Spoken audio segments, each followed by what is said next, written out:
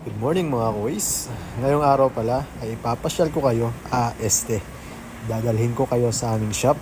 Oops, hindi yan yung shop namin. Yan pala yung supermarket. Sa taas niyan, yung accommodation namin. So, dito na nga pala yung service namin. Ayan, 4 lang kami na aalis papuntang shop.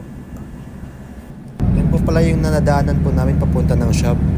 Mayroong kudo, supermarket, gasoline station, maraming pang iba. Meron din po dyan Wendy's.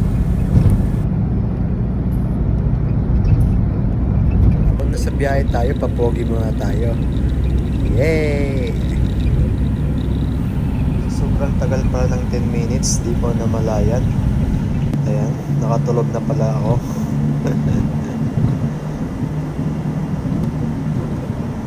Tulog o nagtutulog-tulogan? Sa wakas, pagkalipas ng 2 taon, ay stay 10 minutes, nandito ko na kami sa shop. Ito pala yung shop po namin. Yan po yung labas ng shop po namin. At ito naman po yung loob. Loob na di pa po nalilinis, di pa naayos, at hindi pa nailalabas lahat ng mga upuan tsaka lamesa.